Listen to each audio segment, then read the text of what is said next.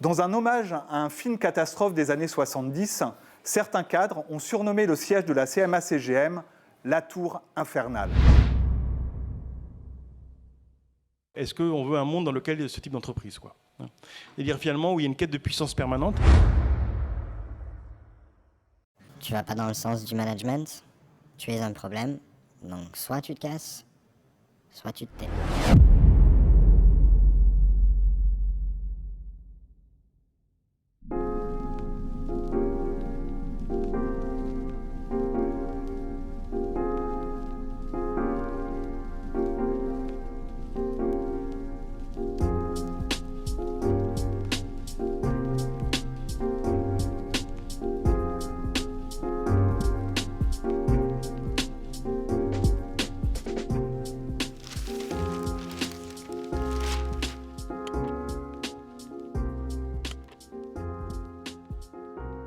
Jacques Saadé a décidé d'installer son siège social à Marseille et il paye le plus de taxes professionnelles. Il aura donc l'édifice le plus haut de la ville. Cette leçon de politique marseillaise est de Jean-Claude Gaudin, l'ancien maire de Marseille. C'était le 14 janvier 2008 à l'occasion d'une visite ministérielle. À l'époque, on est en pleine campagne des municipales et Marseille est toujours engluée dans les années 90. Imaginé par le fondateur de la CMA-CGM, le gratte-ciel doit être la première pierre de la skyline du littoral de la seconde ville de France. C'est un rêve de la droite locale. La tour de 33 étages et 147 mètres de haut, finalement 15 de moins que la Bonne Mère, a été pensée à l'image du fonctionnement très pyramidal de l'entreprise. Mort en 2018, Jacques Saadé était surnommé Dieu le Père. Tout en haut de cet empilement d'open space, il y a la présidence. On y accède par un ascenseur privé. Viennent ensuite les directions stratégiques, la communication, l'affrètement, l'approvisionnement en fuel, le service juridique, les étages dédiés aux 250 lignes maritimes de la compagnie. Les ressources humaines sont au milieu. Tout en bas, on trouve l'informatique, le restaurant d'entreprise, la salle de sport, l'auditorium. Cette hiérarchie a aussi son importance hors de l'entreprise. L'étage où chacun travaille alimente les discussions entre salariés et anciens salariés, au même titre que la vue ou non sur la mer ou sur les favelas. C'est le nom que donnent les salariés de la CMA-CGM au quartier populaire du 2e arrondissement de Marseille. Sorti de terre en 2011, le gratte-ciel est aujourd'hui le symbole de la puissance du 3e armateur mondial et de la famille Saadé. Désormais aux manettes, les enfants de Jacques Saadé, Rodolphe, Tania et Jacques Junior, sont actionnaires à 73% du groupe via la holding familiale Mérite. Au 30e étage de la tour, le bureau de Rodolphe Saadé, président PDG depuis 2017, est devenu une étape incontournable pour les présidents de la République ou leurs ministres. Et pas seulement parce que la vue y est exceptionnelle, comme on peut le voir sur ces images.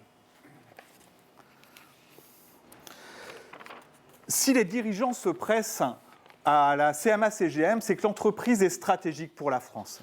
Elle est présente dans 160 pays et son activité, au même titre que Total, est au cœur de la mondialisation. Le fret maritime transporte 90% des marchandises à travers le monde. La compagnie fait du soft power et elle a des capitaux solides. C'est devenu rare, résume un spécialiste de l'économie maritime qui souhaite rester anonyme. Grâce à ses 40 milliards d'euros de bénéfices nets en 2021 et 2022, Rodolphe Saadé multiplie aussi les achats stratégiques pour sa famille et pour son entreprise. Le milliardaire a investi dans les médias, la Provence et la Tribune en tête. Ce proche d'Emmanuel Macron rend également service à la patrie. Il est entré au capital d'Air France et il a abondé à hauteur de 200 millions d'euros dans le fonds gouvernemental de décarbonation du secteur maritime. Il a aussi réglé la déambulation du pape dans les rues de Marseille en septembre. Via la fondation CMA-CGM, présidée par sa sœur Tania, Rodolphe Saadé soulage aussi régulièrement Benoît Payan, le maire d'hiver gauche de Marseille. La fondation soutient des associations et des projets et finance des équipements comme le City Stade de l'esplanade de la cathédrale de la Major. En regardant derrière les vitres du gratte-ciel, il est possible d'avoir une autre vision de la réussite ostensible de la famille Saadé, celle des salariés marseillais, des cadres à 80%. Et elle est beaucoup moins glamour que ce que raconte la communication du groupe. Dans un hommage à un film catastrophe des années 70, certains cadres ont surnommé le siège de la CMA-CGM la tour infernale. Même en période faste, comme au sortir de la pandémie de Covid-19, ces fameuses années 2021 et 2022, l'ambiance à la tour n'est pas au champagne pour tout le monde. Un ancien cadre qui est resté plus de 15 ans chez le 3e armateur mondial, que l'on nommera Yann, témoigne.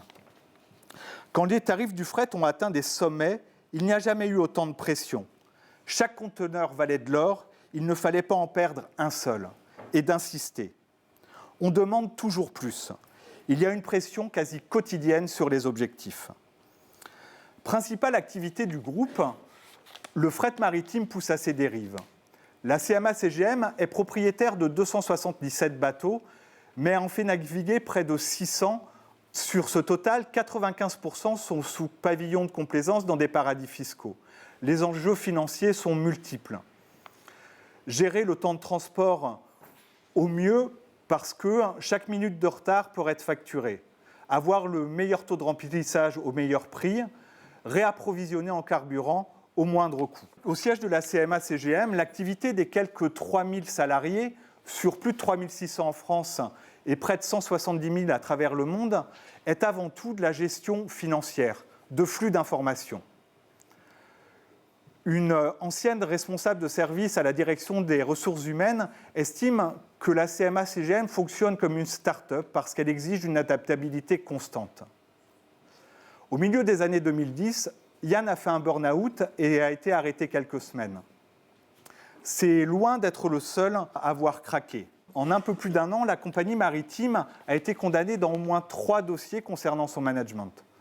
Le 31 janvier 2023, la Cour de cassation a définitivement condamné le 3e armateur mondial pour homicide involontaire dans l'affaire du suicide de commandant Philippe de Ruy en février 2011. La Cour confirme que la CMA a commis une faute d'imprudence en lien indirect mais certain avec son décès. Officier reconnu et exemplaire, le commandant de Ruy n'a pas supporté une mise au placard arbitraire après un accident causé par son second sur son navire. La lettre testamentaire de Philippe de Ruy dénonce une entreprise qui, selon ses mots, traite les gens comme du bétail. En octobre 2022 et mai 2023, la compagnie maritime a également été condamnée par la Cour d'appel d'Aix-en-Provence pour licenciement sans cause réelle et sérieuse et harcèlement moral. Dans ces 2 dossiers, les plaignantes dénoncent ce qui ressemble à un manuel de pratiques managériales toxiques, du harcèlement, un changement répétitif de décision, une hiérarchie absente ou défaillante. Une des victimes a même reçu le téléphone de son supérieur en pleine figure. Dans l'affaire d'octobre 2022, un arrêt de travail cité dans le jugement est particulièrement éloquent. Le voilà. Le 11 mars 2014, le docteur A indique « J'ai reçu ce jour Madame Y, 45 ans, après avoir reçu un appel de l'infirmière de son lieu de travail qui souhaitait que je voie rapidement cette patiente. Madame Y allègue avoir eu une violente altercation téléphonique avec l'un de ses supérieurs. Depuis, elle souffre d'un état de choc psychologique, pleurs, tremblements, palpitations, constatés par l'infirmière de son lieu de travail qui m'a alors contacté. À ma consultation, la patiente est en pleurs avec tremblements incontrôlables de tout le corps et contractures musculaires diffuses. 2 ans plus tard, la psychologue de Madame Y s'alarme toujours de la persistance, je cite, de stress post-traumatique avec troubles anxieux sévères, angoisse et effondrement de la personnalité psychique, émotionnelle et physique. Dans une réponse écrite à nos questions sur le management à son siège, la CMA a balayé ces 2 jugements. Ce sont 2 cas individuels et anciens, il n'y a eu ni poursuite ni condamnation pénale. Et pour cause. Madame Y est liée par une clause de confidentialité dans l'accord qu'elle a signé avec la compagnie maritime juste après la condamnation de cette dernière. Selon mes interlocuteurs, Le changement de génération à la tête du groupe n'a eu aucune incidence sur le management. Ça a été un espoir déçu pour beaucoup qui attendaient énormément dans ce domaine de l'arrivée de Rodolphe Saadé. Autant vous le dire tout de suite, ce soir, vous ne verrez personne témoigner directement du management à la CMA-CGM. J'ai contacté une trentaine de salariés, d'anciens salariés de la Tour. Celles et ceux qui ont accepté un ou plusieurs entretiens ont réclamé le strict anonymat. Toutes et tous ont donc des prénoms d'emprunt. À l'exception de celui de Jean, dont nous avons légèrement modifié la voix à sa demande, les témoignages que vous allez entendre ont été enregistrés par des journalistes de médias vivants. En fait, salariés et anciens salariés de la CMA-CGM ont peur et craignent des représailles.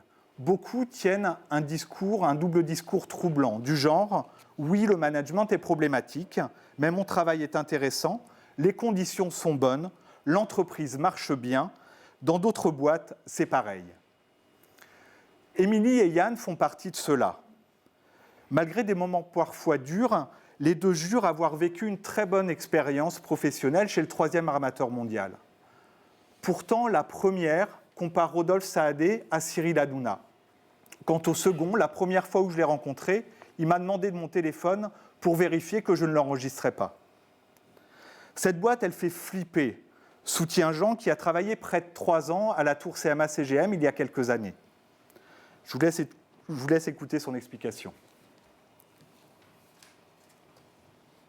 J'ai ressenti que c'est une entreprise qui ne s'arrêtera à rien pour rester où ils sont, qui opèrent dans des endroits du monde qui ont d'autres règles ou pas de règles. Cette boîte, elle fait peur, elle fait flipper. Rencontré au début de l'été dernier, Fabrice m'a lui immédiatement prévenu. S'ils savent que j'ai parlé à un journaliste, je suis viré et ils pourraient m'attaquer en justice et me mettre sur la paille. Ils font partie des puissants. Fabrice travaille depuis une dizaine d'années pour le 3e armateur mondial. Nous avons donc décidé de laisser témoigner sa compagne à sa place, estimant que ça pourrait être intéressant d'avoir un regard un petit peu décalé sur son parcours professionnel. Mais ça a été impossible de l'enregistrer elle aussi. Celle que j'ai appelée Élise s'est désolée. Il y a 3000 salariés à Marseille, mais Fabrice a peur qu'on me reconnaisse.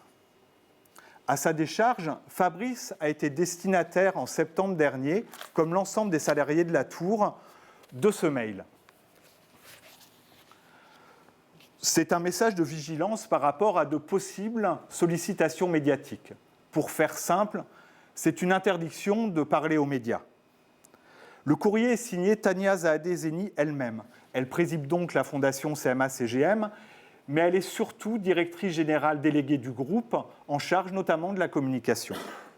À l'époque, les émissions d'investigation de France Télévisions, Complément d'enquête et Cache Investigation, s'intéressent au groupe. Comme vous le voyez, il s'agit d'instructions, faire, ne pas faire, dont un très subtil, ne pas dire « je n'ai pas le droit de répondre », de parler à la presse. En résumé, Tania Saadé-Zeni demande aux salariés de rester courtois et de renvoyer les journalistes vers le service presse. Ce n'est d'ailleurs pas la première fois qu'elle envoie ce genre d'instructions aux salariés. Je m'excuse de la qualité de l'image. Comme vous le voyez, c'est la photographie d'un écran d'ordinateur.